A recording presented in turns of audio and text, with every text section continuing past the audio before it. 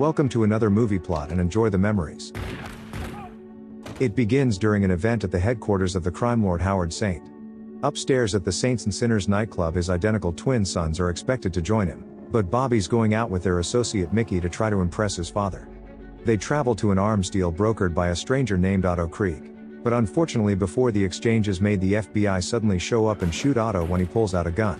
When the foolish Bobby points his pistol, a henchman fires and the whole party's shot down. All except Mickey, who now has to tell his boss about getting his son killed. This was the final mission of the still living Otto, who's actually the undercover FBI agent Frank Castle.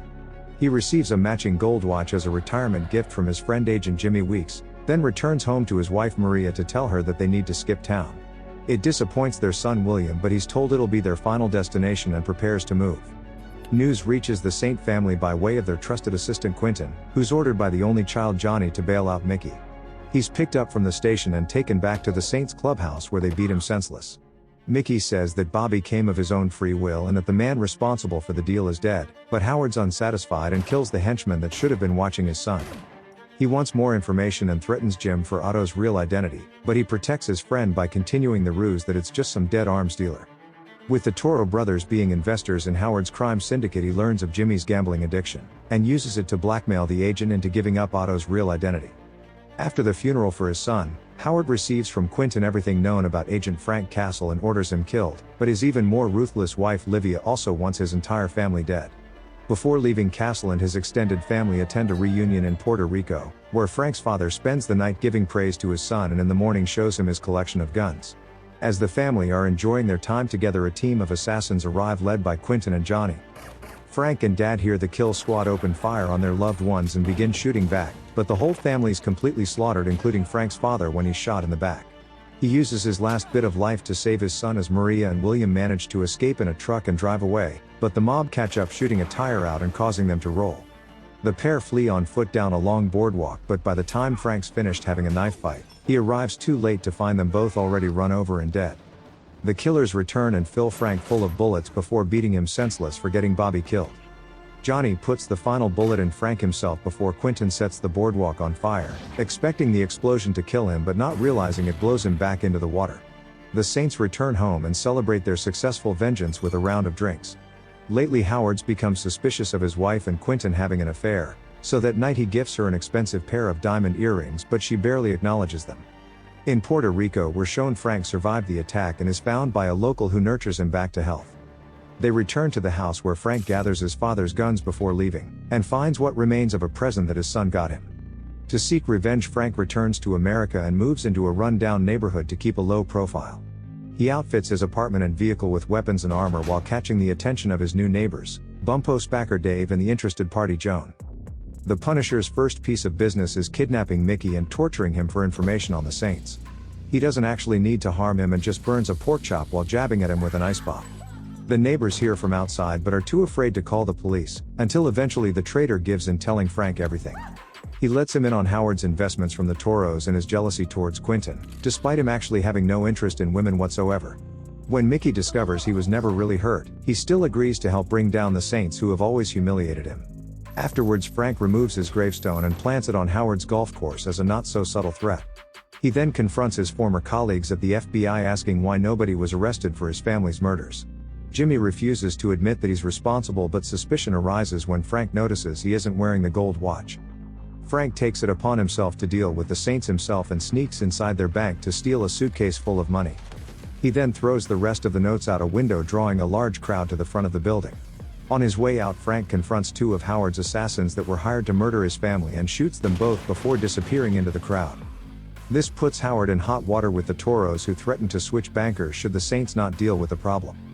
That night, Dave and Bumpo look up Frank's information to learn everything about his past with the counter-terrorist unit. Later, when Joan's drunk ex-boyfriend's banging on the door, he scares Bumpo away and begins picking on Dave, so Frank breaks his nose and sends him packing before heading out for the night. He sets his revenge in motion by stealing Livia's car and blackmailing Quentin to meet him at a hotel. He doesn't actually show up and just uses it to get Livia a ticket at the same location to create more distrust between them and Howard. Next, Frank locates the Toro brothers' shipment of cash being delivered and destroys it with a claymore, nearly killing Johnny in the process.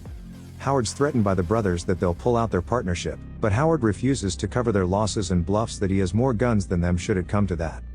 The Saints begin recruiting hitmen, starting with a musician named Harry who visits Joan's cafe. He plays Frank a song that he says he wrote specifically for his funeral before walking out. When Frank pulls up at a red light, Harry comes crashing into him and hops out, opening fire but hits nothing but steel plating. Frank tries to escape but crashes into a civilian, flipping the car and leaving him easy prey for the musician, but by bringing a knife to a gunfight, Frank fires a modified blade into Harry's throat, killing him. Once home, he has a visit from Dave asking him to help with Joan's boyfriend again, but it's just a trick to get him out of the apartment and over for a prepared meal. Afterwards, Joan comforts Frank with the notion that he can still make good memories to replace the bad ones, but he's too consumed with revenge and leaves without having dessert. Assuming that the next knock on his door is from Joan, Frank's off guard when the Saints' second hitman attacks by way of the giant Russian. The music the trio are playing drowns out the fight happening across the hallway, including the loud explosion made by Frank's grenade that almost kills himself when deflected back.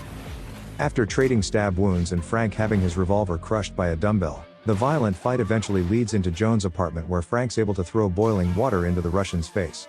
He finishes him off with a tackle into the stairwell, breaking the Russian's neck and knocking Frank unconscious. The three neighbors try and patch him up quickly before the Saints show up and find their hitman dead. Joan and Frank hide underground while Dave and Bumpo remain up top. They say they don't know where Frank is, but Quentin doesn't believe them and tortures Dave by ripping out his piercings. Assuming he's telling the truth after enduring so much pain, the gang depart and leaves one of the Castle family's killers behind should Frank return.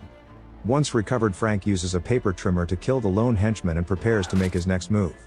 He asks Dave why he would help him, but he says that Frank's family and that's what good neighbors do. Bumpo takes him to the hospital while Frank tries to be convinced out of his mission by Joan, but he's too far gone. Frank sets a trap by first having Mickey show Howard the parking ticket received while using Livia's car. He suspects she went to the hotel to meet Quentin, so he breaks into his home to discover the diamond earrings he gave Livia as a gift caught up in the bedsheets, not realizing it's been planted by Frank after stealing them from the car. When Quentin returns, Howard greets him and begins a long threat about what he does to those who cheat him, but Quentin's clueless and suspects that Howard's talking about stealing money. Howard just assumes he's lying and proceeds to stab his best friend to death while Quentin dies, thinking that Livia's lied to Howard to keep her own secrets. When she returns home, Howard confronts her with the body of Quentin and the ticket from the hotel that she's never seen before. She tells Howard that Quentin's gay, but he doesn't believe her and thinks she'll say anything to deny their affair. We're shown Mickey reveling in his deception while Howard takes his wife for a drive and talks about her past. They stop at a bridge and he gives her one final chance to come clean with the diamond earring as more evidence, but she still has no idea how it got there, so he throws her over the side. After a train runs her over, Howard gathers his mercenaries at the club where he offers them 50 grand to whoever kills Frank. Elsewhere, Frank confronts Jimmy about telling Howard his identity, but still unable to prove it, he leaves an empty gun accessible by the traitor to see if he tries to use it. This is enough proof for Frank to give his old friend one bullet and force him to shoot himself as his way to repent. He then goes to the Saints and Sinners headquarters and prepares himself for the final battle. Using stealth attacks, Frank takes out the guards and rigs certain cars outside with remote explosives. He makes his way inside, taking out anyone else, but most of the henchmen are still gathered at the Kill Frank Castle party upstairs. They call for a bottle of champagne, so Frank sends up a bucket containing a bomb that kills most of the hitmen in one swift move. Frank finishes off anyone still left alive but finds Johnny trapped under a bookshelf. He makes the young saint hold a bomb with an outreached arm, giving him only a few minutes to live as long as he can hold it. Howard almost escapes, but a goon sets off a booby trap, destroying himself and the facade of the club. Unable to run away, Frank catches up and we hear Johnny scream as the bomb goes off. Now with both sons killed by Frank, Howard draws his gun but is punished for being too slow. Before he dies, Frank shows the photos of Quentin kissing another man and reveals that he made Howard kill his best friend and wife. He ties Howard's feet to the back of a car and sends it into the parking lot where he planted all of the bombs earlier. The lot goes up as Howard slowly burns to death and leaves destruction in the shape of the Punisher's skull. When he returns home to his bottle of turkey, Frank's about to end it all, when thinking about Maria stops him. He chooses to continue living and tells Joan that she's right about good memories saving a life. He leaves, telling her to check the obituaries for his whereabouts and to check the cupboards when Dave gets out. When he's released from the hospital, the three neighbors find a plate each full of cash that Frank's left them. The final shot shows him standing atop a bridge narrating that Frank Castle's dead and to refer to him now as the Punisher. And the movie ends.